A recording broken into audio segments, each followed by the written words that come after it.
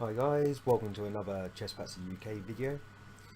Today I'm going to do another analysis video from the awesome Hampstead FIDE rated chess congress I just went to on the 11th of August. I'll quickly talk about the tournament itself. Obviously there's a webpage which you can go to, which is hampsteadchess.blogspot.com. Here you'll have all the information of previous winners, how to get there, when the next event is, what's the local accommodation, how much it costs to enter, plus various other links. See, Chessballs is a major up-and-coming chess website where you can train your butt off and become much better through repetition of tactics, strategy, and endgames. So hit that up. I wasn't going to plug them, but there you go, plug them. There's lots on this website, so as you see I'm slowly scrolling down. Please go there and have a look. You may even have seen this video on this site, so hello for those who have clicked straight onto the site. I've been to this tournament many times. It's very well run by Adam Ralph, and I've had mixed results to say the least. I tend to play really well against good people and then fluff it up at the end. This tournament I was hoping to finally, I was only ever turning up for one day, so I only played the Saturday, and I got 2 games in, which I'm going to show both. Both very interesting, well, for me at least, hopefully be interesting for you too. As I say, I've come really close to beating some good players there, so perhaps this is the time where I'm finally going to put the ball in the net. Both my opponents are 180 ECF, and they're both 1900 plus FIDE players. One's 1986 and I think the other one was 1923, and I will say very briefly on this, because 180 ECF converts to about, if you use the proper ECF conversion, it's about 2100, or between 2050 to 2100 FIDE. These guys are strong and yet their FIDE rating's pretty low. I think I'm trying to base this very guessy on my head, which is 1950 is about a 160 ECF. So there you go. I mean, it's just completely wrong.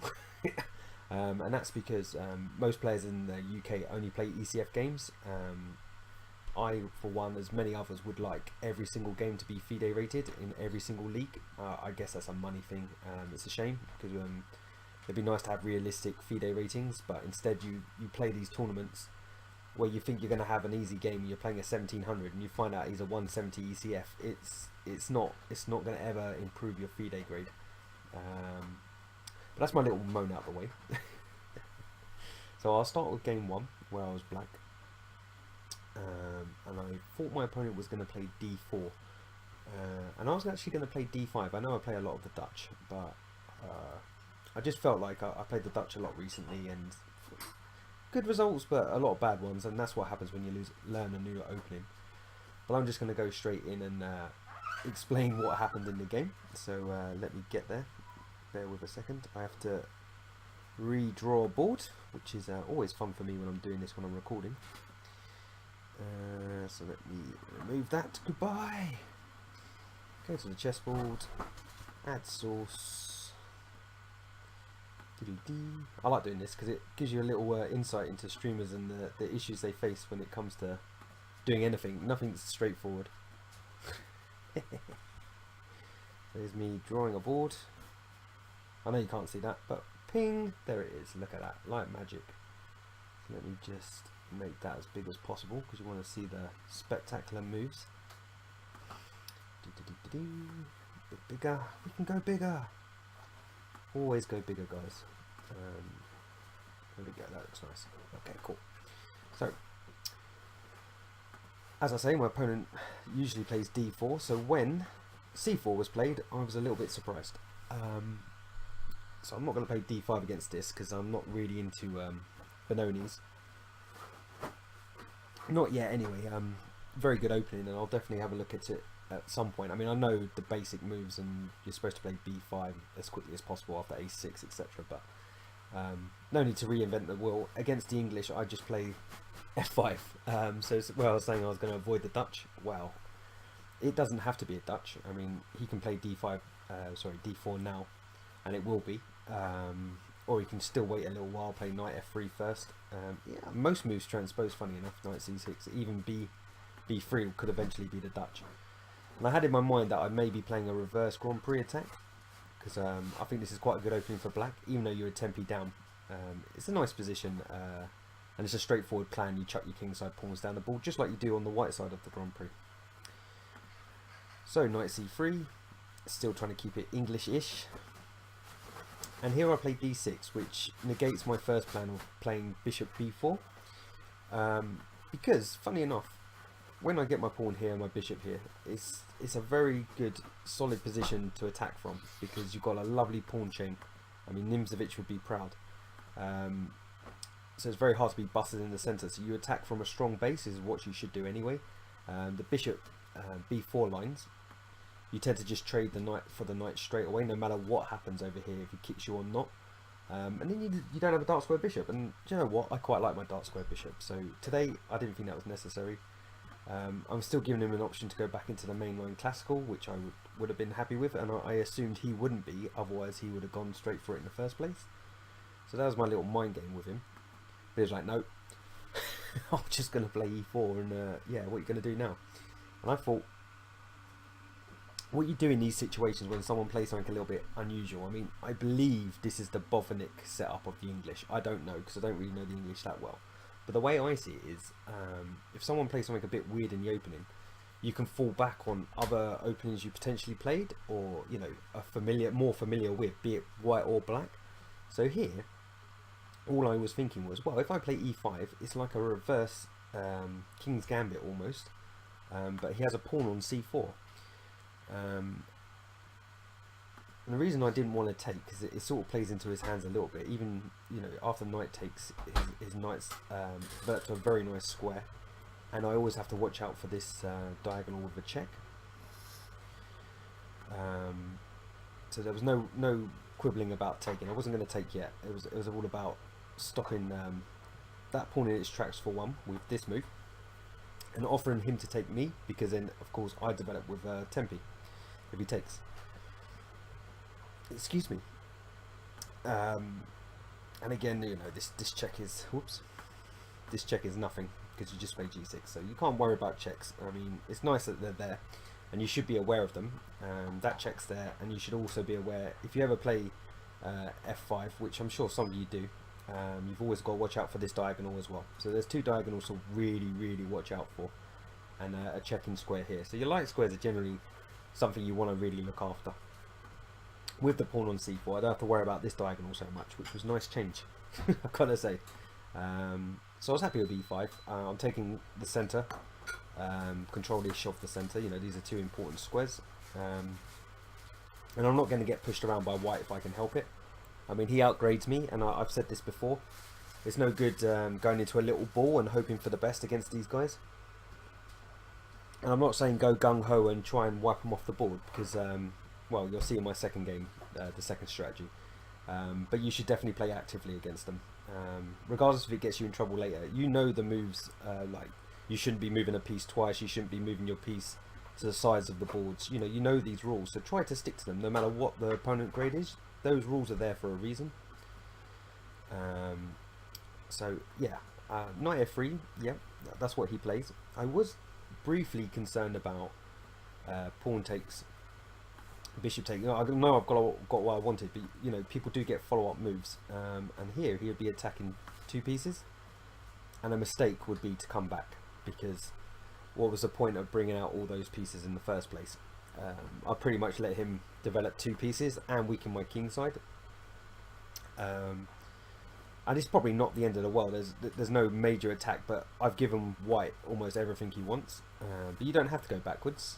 Right here I was just going to play queen c8, defending both, and giving me a little bit more control on the light squares as well. This is a very nice, should we call it a barrage?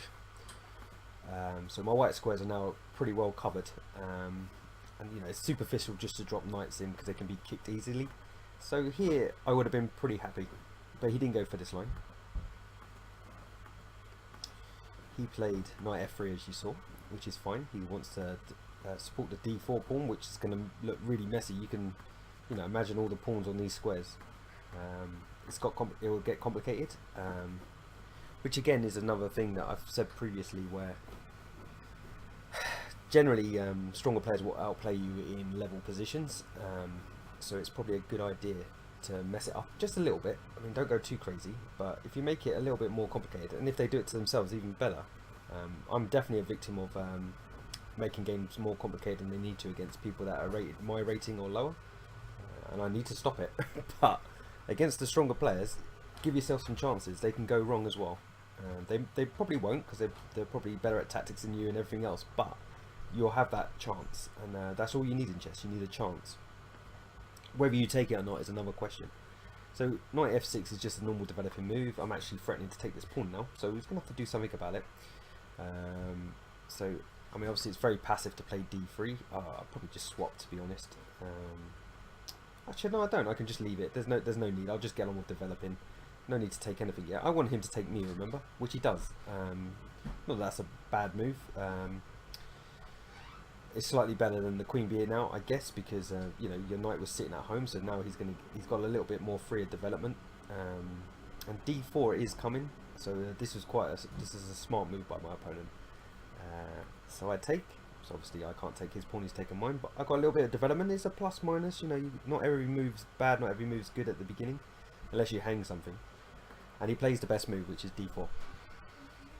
And when I say he plays the best move, I do back this stuff up. I do have a look on the computer, so when I say best move, it is the best move computer-wise. Maybe it's not the best move psychologically, which comes into it in another facet of the game, which may touch on later in a different position. But the cold number cruncher says that's the best move, and it makes sense, because basically there's no real easy way to deal with this pawn.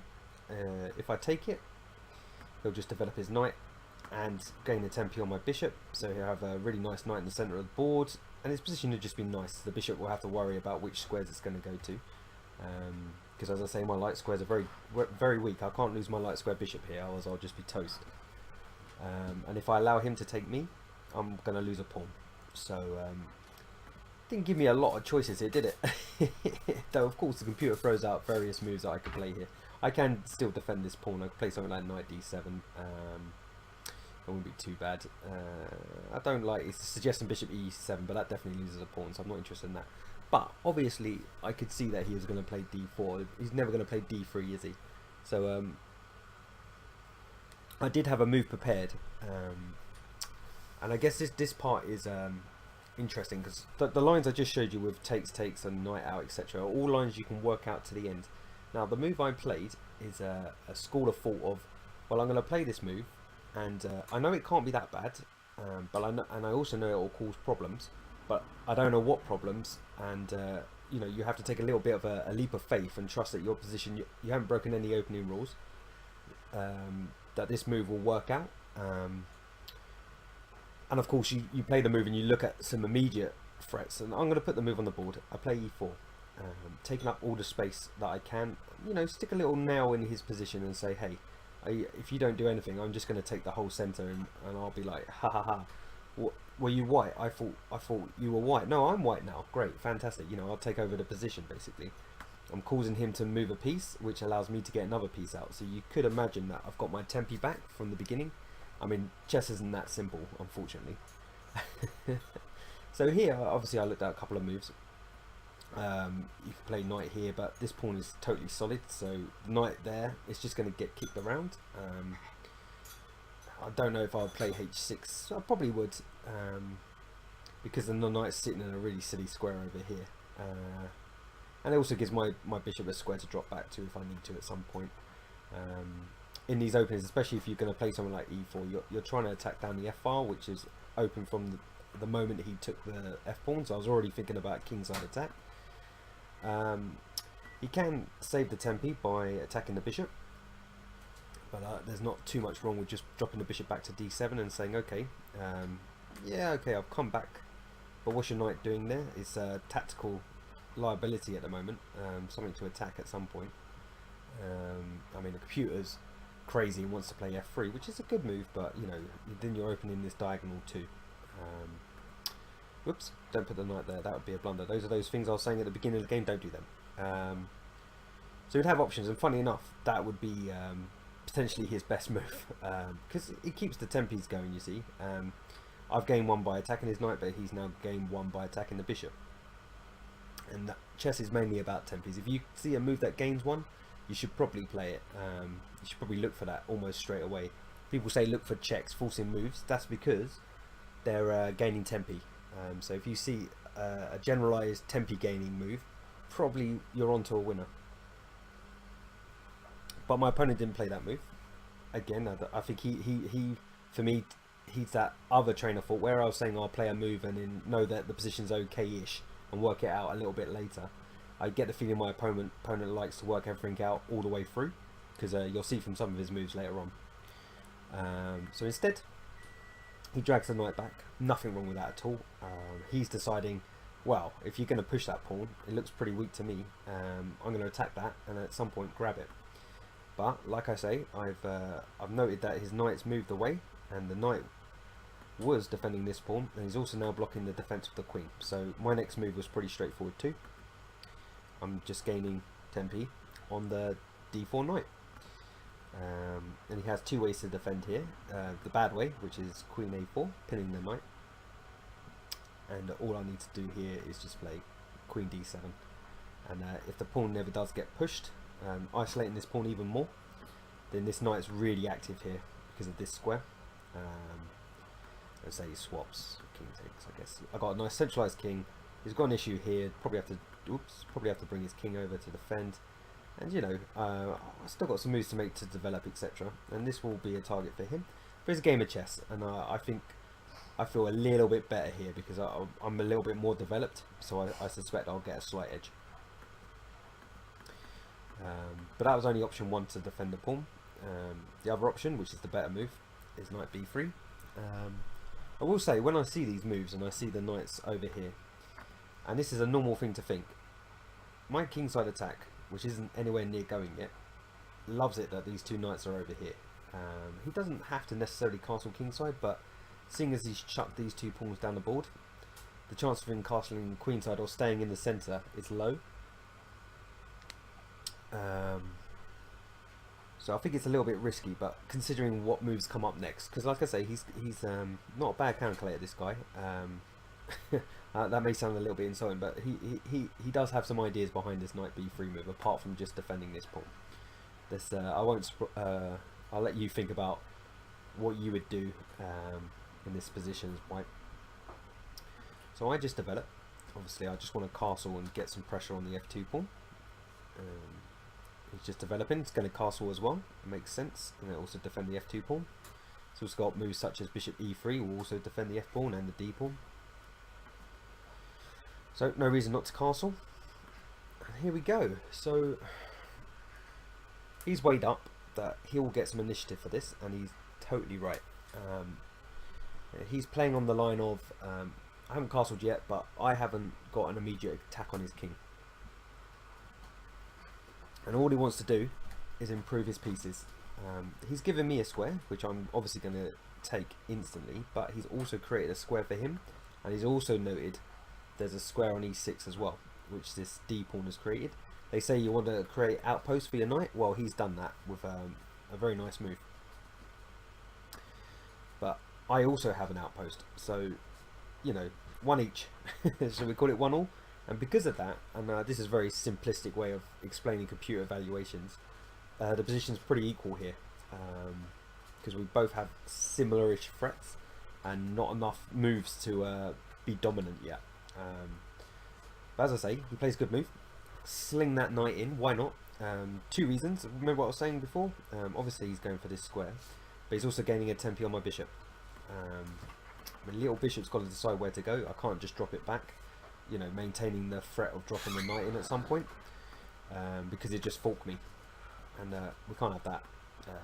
You can give up exchanges in chess, but don't do it unless you've got some real compensation, and I wouldn't have any. Not in this position. So I bring the bishop back, just defense, keeping defense of this square, moving it completely out the way. The minus is I don't control d3 so much anymore, but never mind. I needed to kind of get the bishop out of the way anyway, just so I could attack down the FR. I don't know how many times I've mentioned that, but I want to attack down the FR. You know the f-file? That's, yeah, you get it. So queen e2, sorry, queen c2. He's after the pawn. I'm only defending it once. I was defending it with the bishop, which is why he's played this move, and that's a good move. But I did note two things, and you should always do this when you're playing chess, is if your opponent makes a move, obviously find out why he's made that move, and he wants to take the pawn, and also check what squares he's left behind. And what's happened here is he had a nice defense along the light squares here, so that's now weakened because the queen's moved off that diagonal. So there's a chance now that if I ever get a knight in, remember remember what I said, I'd love to get a knight into attacking f2 and h2. You know, swing a queen in, bing bang bosh, checkmate, thanks mate, please come again. And the other thing is he's no longer defending this knight, which is key to a couple of defensive ideas that are going to come up in a minute.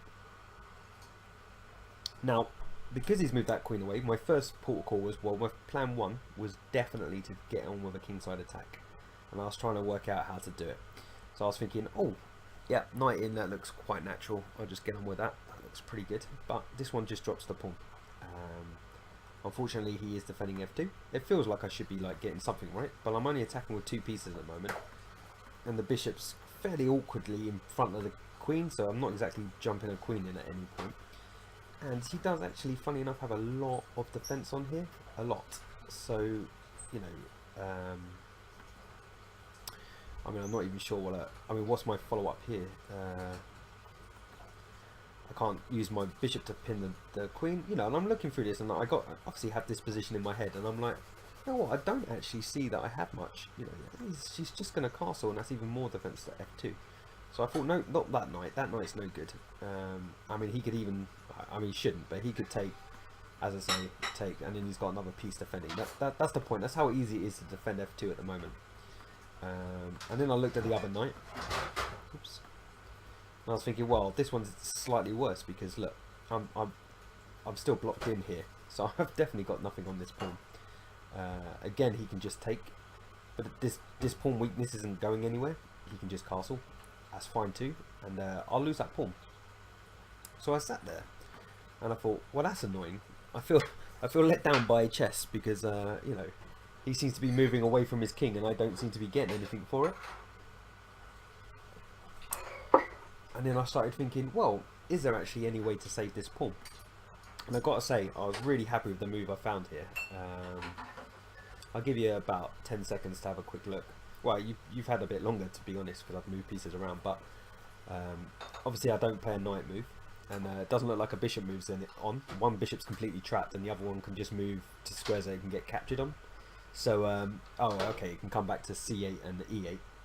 E8, that's interesting, I didn't even consider that. No, you can't go e8 because of knight coming in again. So you can only go bishop c8, so you're not, it's none of those pieces, so it's a pawn move, if that helps at all. And I'm just going to play it, and I was quite happy I found this move, because it's tricky. It's tricky and it works. So naturally you'd think, take en passant, but I don't take with a bishop, because he'll just take with the knight, and then he'll win this pawn. Remember, I'm trying to save that pawn. So here, I just take with a knight. So remember, that knight's not defended.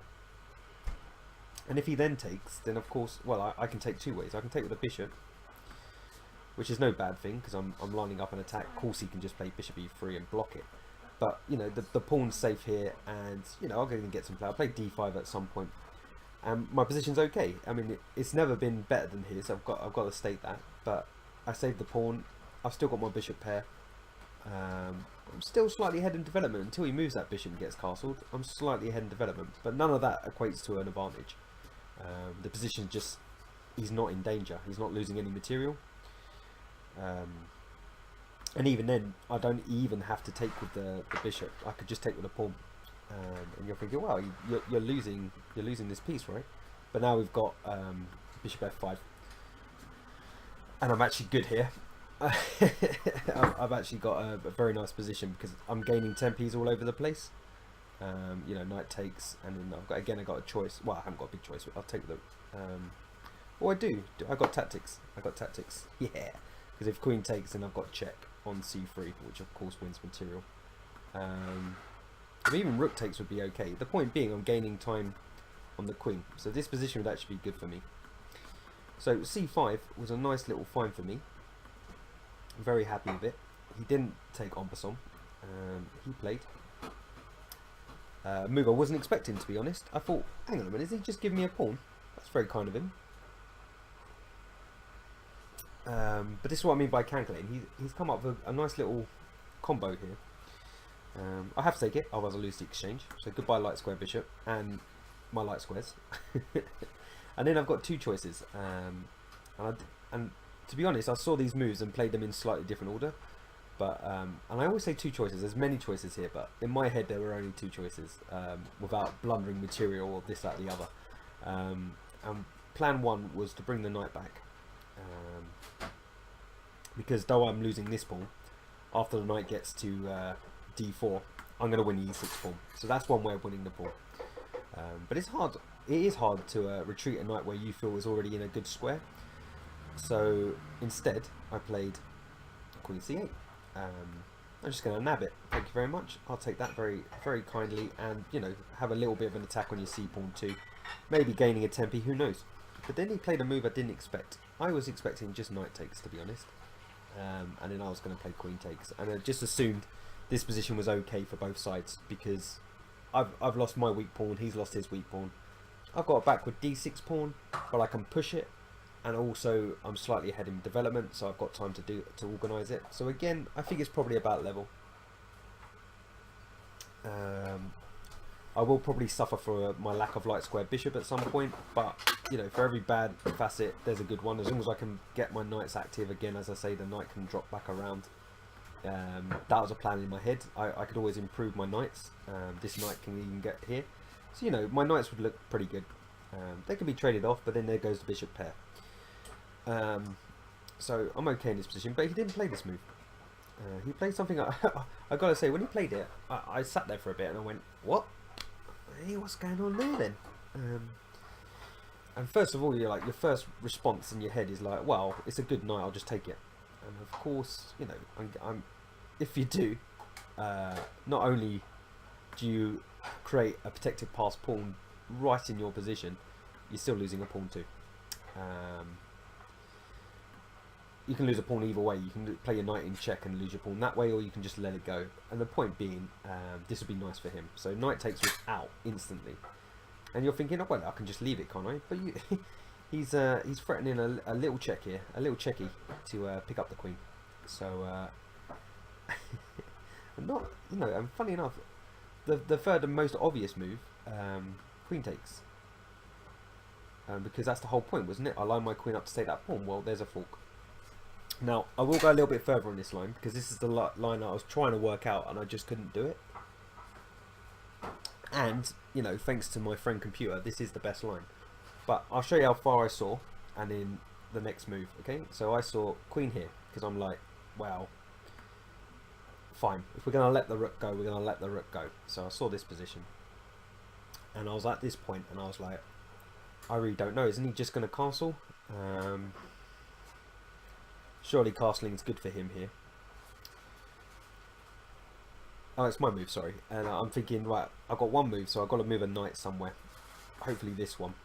And this is as far as I got. I literally got to this position, and I thought he just castles, and I'm an exchange down.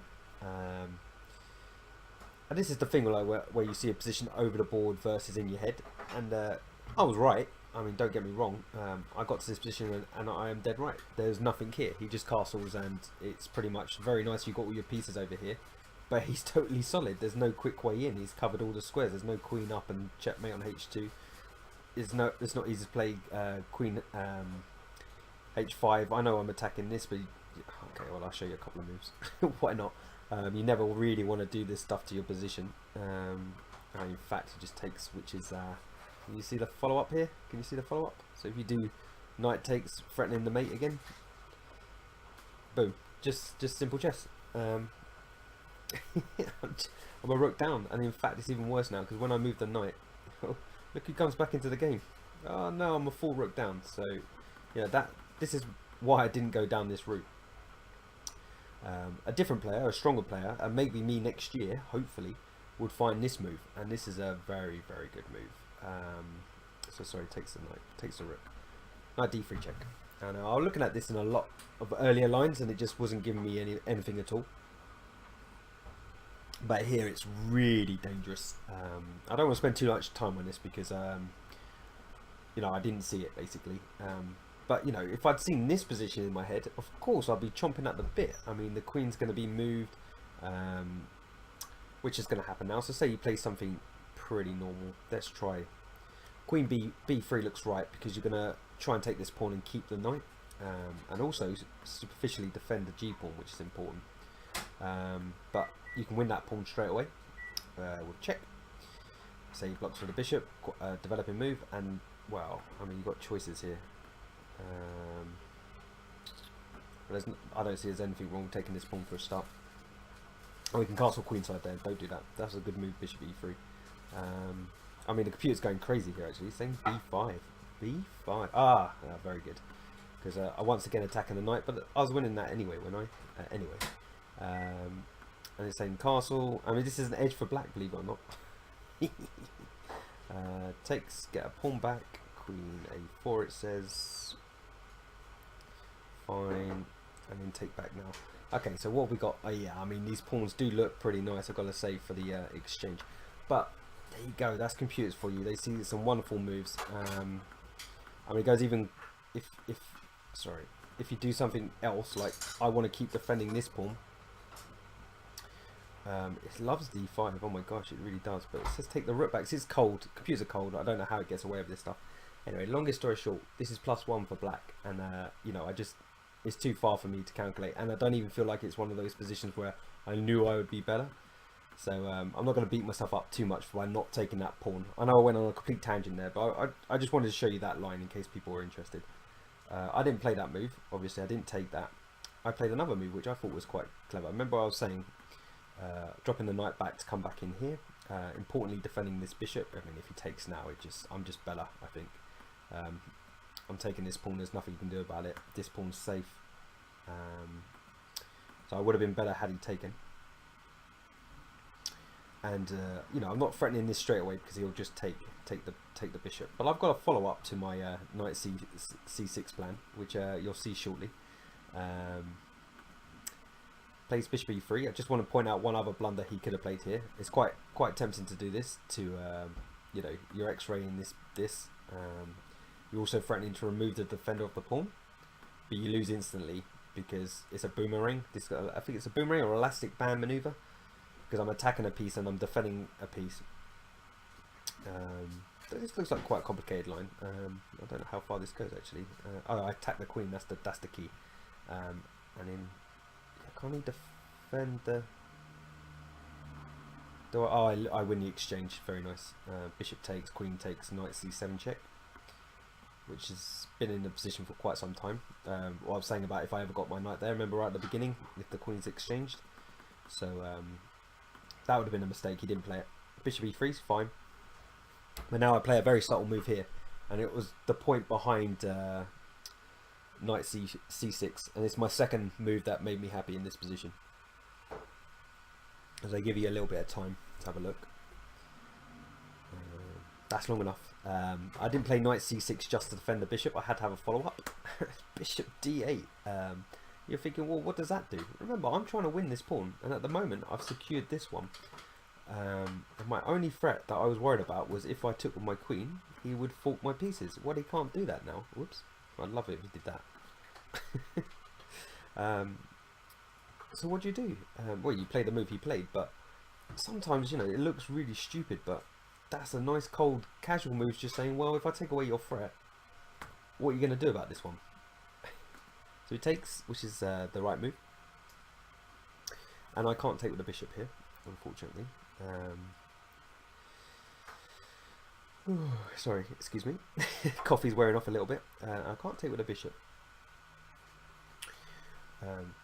because he's just going to nab this pawn and defend this pawn, and he's a pawn up. So I can't take with the bishop, so I have to take the rook because I've got two pieces on this pawn. So I was assuming again that he would just take here, and then I have a choice between taking with the queen or the rook. And in fact, in this position, I've even got queen a5 check. which will at least make sure he doesn't castle. He hasn't castled all game, and that would make sure that he can't castle at all. And that's the line I had in my head, had we gone down this way. And having that line in my head helped me in the minute.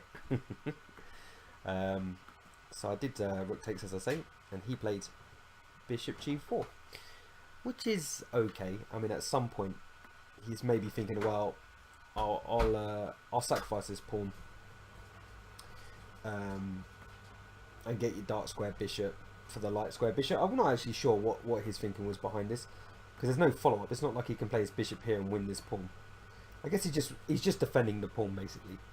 You know, I can't take with a rook now because I just lose the exchange. So, okay, fine. You know, a bad move would be something like bishop e7 and allowing it all, and then he just takes the pawn and that's it.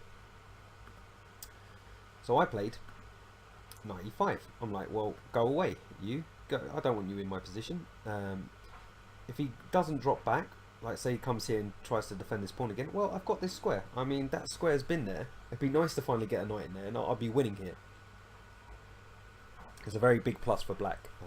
It's not winning instant material, but I mean, how could this ever be bad?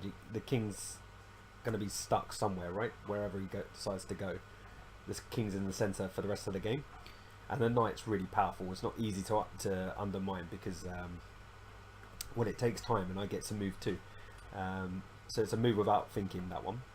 So I actually thought here he would just drop back to e2, and I still feel like I've got the initiative, because I'm going to do queen takes, and all my pieces are centralised. All I've got to do is get my light square bishop out. Dark square bishop, sorry. I don't have a light square bishop. He died.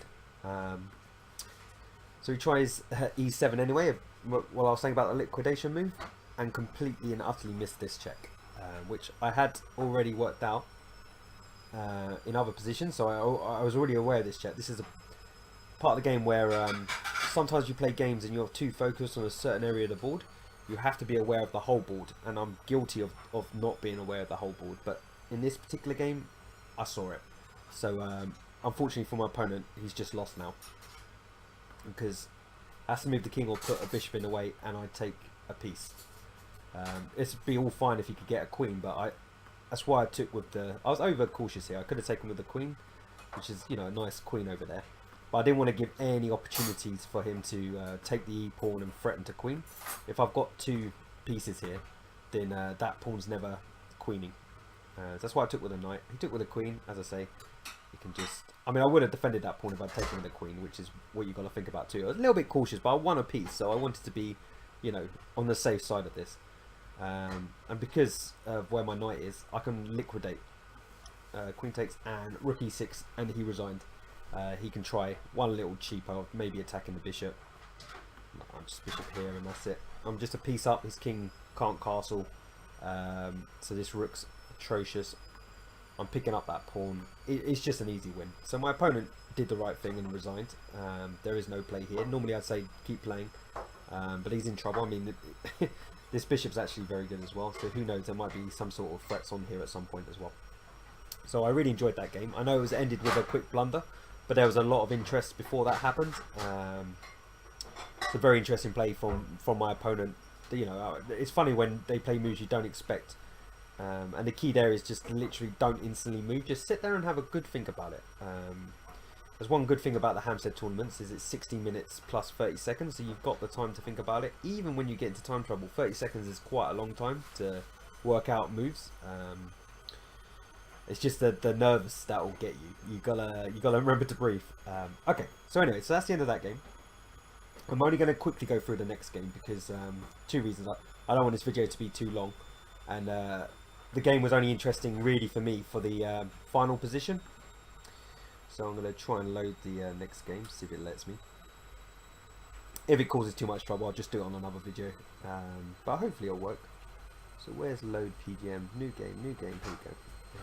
Load, and I should be able to just drop this in. Cool. So that was my round 1 opponent, so I'm on 1 out of 1, and I get someone else who's on 1 out of 1, who also is a 180, as I said. So I've done that, so let's go back. Load PGM V, and this time I'm white, which is good, you know, getting a double black's a bit harsh. And again, I'm going to whiz through the moves because I want to get to the point. I will stop at an interesting-ish point. but generally I just want to get to the ending on this one. So it's Scandinavian. I've got a few lines against it. This is the line I've been playing with recently. I quite like it. Get your pieces out quickly. There's one trick here that you should know about, and that is knight takes. And this is in the black side, funny enough, of the Scotch, because you're threatening a nice check here and to pick up the knight. So they generally save it with e6, which is the right move. You take with the queen, and the pluses and minuses of the position are the bishop's not got its free reign like usual, and you're attacking the g7 pawn, so it's not quick to get this out. But your queen is a little bit vulnerable here to moves such as knight c6 and bishop b4. If you're not careful, if you played your pawn up, you lose your queen. So you know, it's a fun game. Lots of little tricks here, there and everywhere. But my opponent didn't play that. He just played c6, perfectly normal.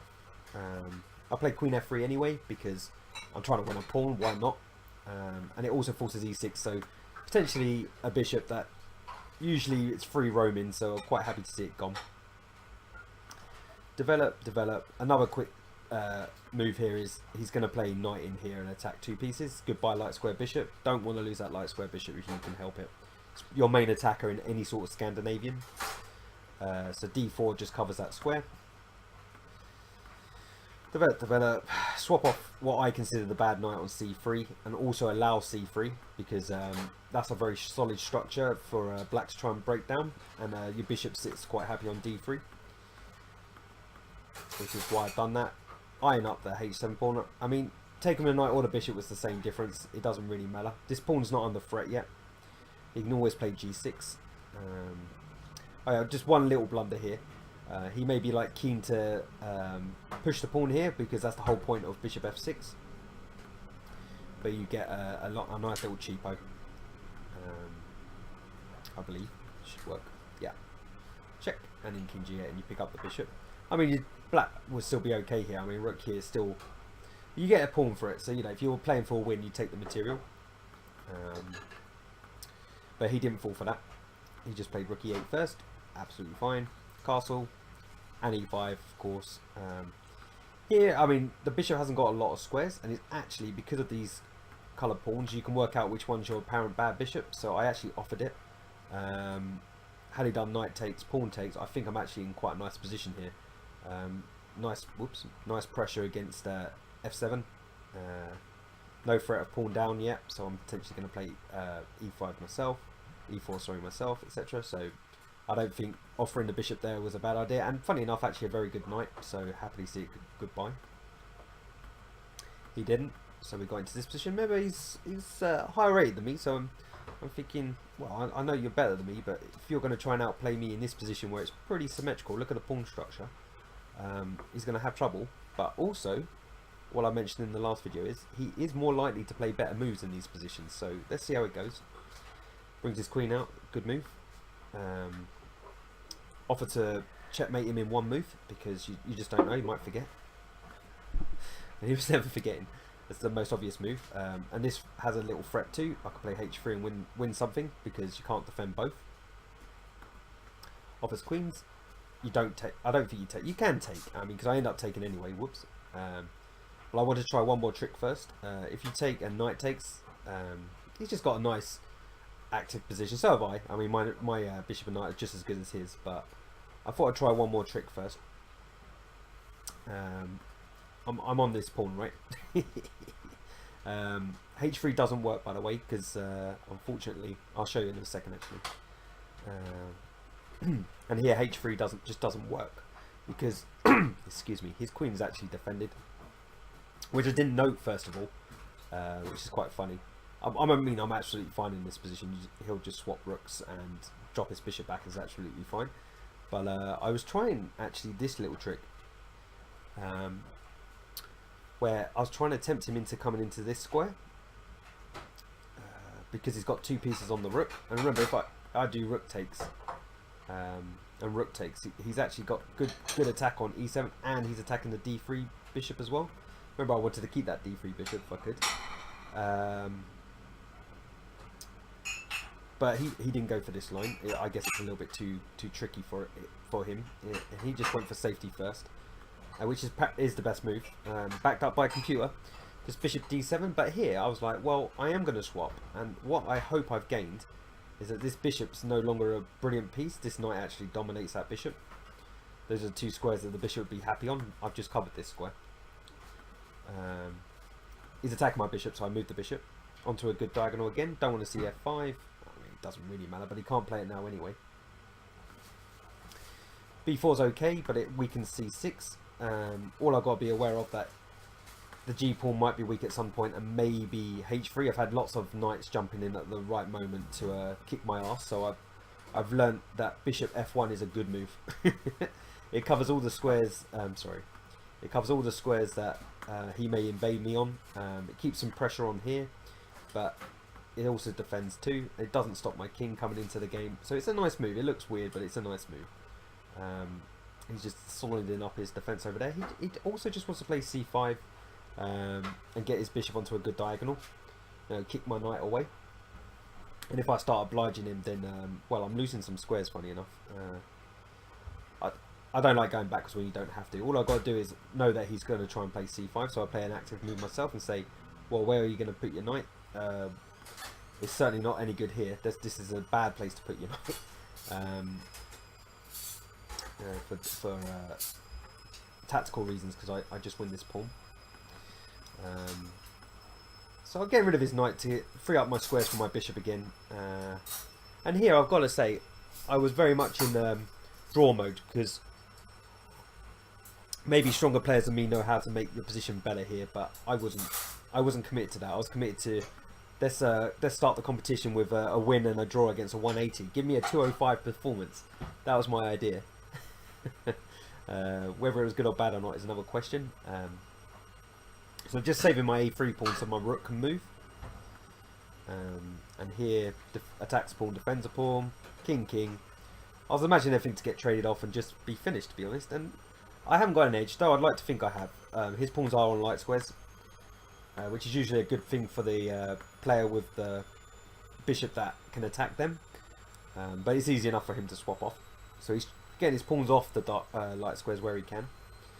I attack the bishop. And now here, I have an option to liquidate into a king and pawn ending. And all I've got to do is make sure that I'm not losing it. So it's easy enough to get to the final position as well. You could do it now from yourself, in your head, just for a little bit of practice. But I'll talk you through it with arrows. And the point being, this bishop needs to be defended. So if I do rook takes, then king has to take, because if rook takes, I will just win a piece. Okay? Whoops, don't play that. It's a bad move. So we're at rook takes, king takes. And then we've just got simply f4, attacking the bishop twice. So he has to take the bishop. We don't take the bishop, because if you take the bishop first, you lose, because here I have rook takes rook. So you take the rook with check. Remember, the king's here, so the king is going to take, and the king's going to take. So the final position is my king on g2 and his king on d8. And from that position, you have to decide whether you're drawing or not. Now, from many online games, I know that these particular pawn structures, 3 against 3 and 3 against 3, are almost definitely going to be a draw. You need to have a pawn advantage on one side of the board, and it's pretty easy to trick your opponent into the opposition as well, which is why I'm showing this. Not even trick, I mean, you'll see. So we get to the position that I talked about, and it's him to move, and you're going, well, black's going to move, he's going to win. He's just going to get his king into here, get onto the dark squares, and just win all your pawns because he's quicker than you. But it's just not true.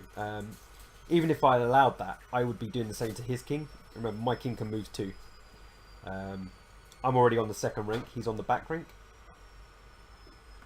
So he brings his king up. He knows that if he tries anything over here, I can either play b3 and, you know, there's no squares to come in on. So stops the king, stops the king.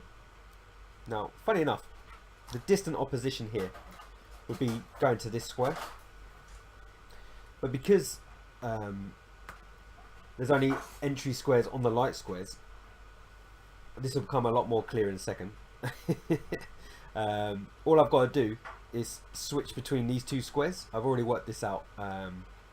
At some point, I'm going to induce him to play c4, and then after that, he can't come onto this square, and he can't come onto that square. That is the only square he can get in on. So I've already worked this out, and I know that I can just shuffle my king backwards and forwards, because that's what you need to do in these positions. You've got to see, can he ever get into your position? If he can get into your position, then you're probably losing. If you can get into his, you're probably winning. So here, he does test me. King up. b4. Now I'm playing b4 to try and get him to push the pawn, like I said. I'm also stopping him getting into a5 at any point and walking his king into the position. So plan start 1. Yeah, that's a good move too, because if I take, I'm losing. But as I say, he can't get into this position. I mean, that's the only square he can get in on. So what's my move? I take the opposition. He has to move his king away.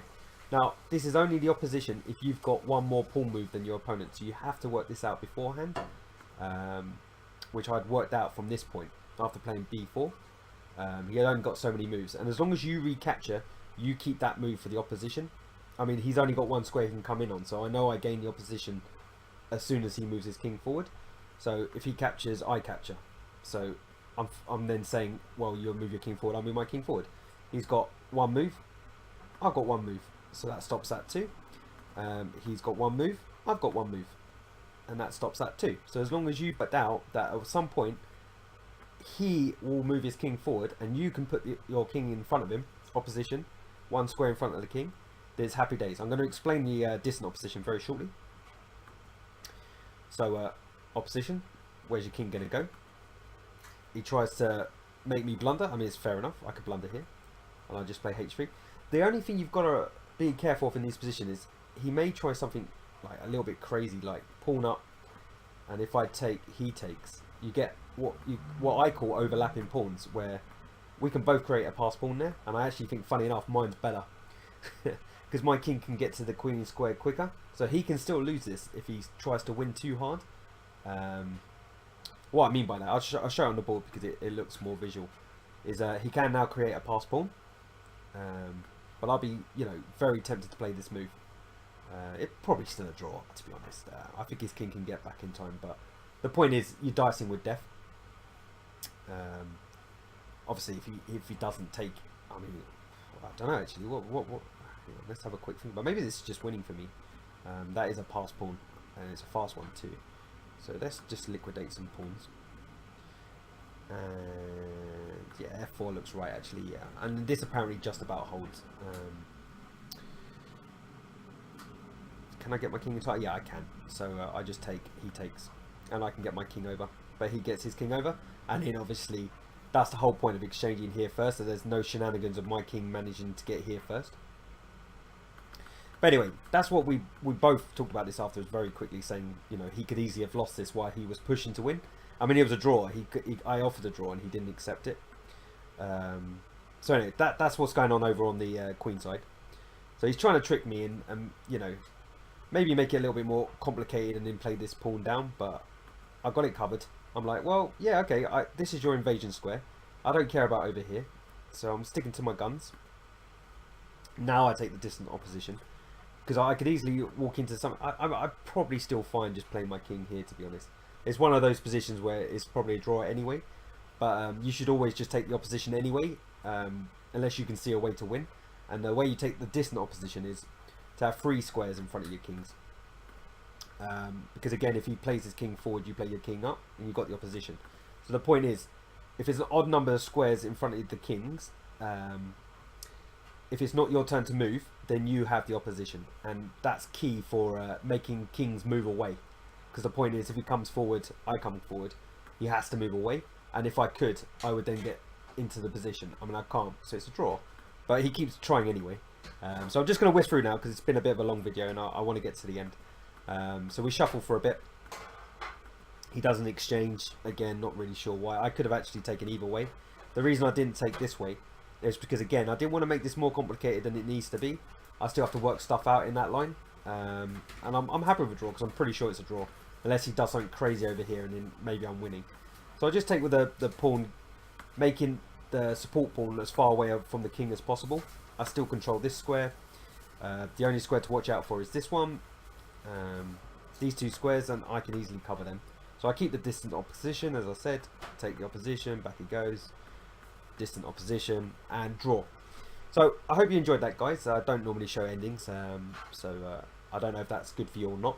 But thanks a lot for watching, and please come and play these Hampstead tournaments and say hello to me. I'll be there most likely, and I'll say hello back, because that's what I do. But tell me where you're from, because if you just say hello to me, I may not know who you are.